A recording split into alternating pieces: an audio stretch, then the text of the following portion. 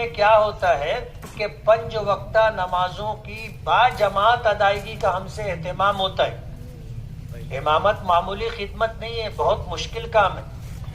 میں کئی مرتبہ سنا چکا. ایک مصلی تھا، مجھ سے کہنے لگا کہ آپ امامت کرتے اور تنخواہ لیتے،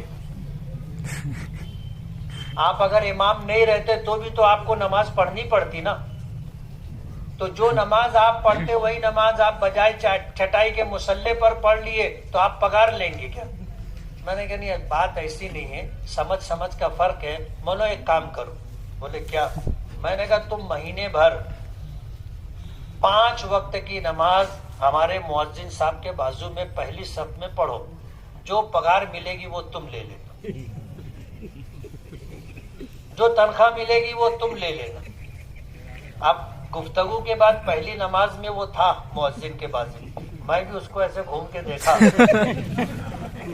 دوسری نماز میں 2-4 لوگوں کے بعد تھا، میں اس کو دیکھا نا تو وہ سر اٹھا ہی نہیں رہا تھا نیچے سے. تیسری نماز میں پہلی صف کے آخر میں تھا اور چوتھی نماز میں نہیں تھا پہلی صف میں. اب ہمارے یہاں سہولت یہ ہے کہ نماز پڑھائے، سلام پھیرے، دعا کیے، نکل کے مدرسے میں چلے جاتے ہیں. اور وہاں سے دروازہ ہے، میں بھی صحن میں آ کر کے کھڑا ہو گیا اس کا استقبال کرنے. وہ آیا، بولے بہت مشکل کام ہے مفتی صاحب، میں گولڈن نگر میں رہوں، یا ایسا ہی موقع معلوم پڑا، میں بھاگت آؤ، پہلی سب بھر گئی. بولا اب تو رکھا بولنا، بولے کم پگار دے.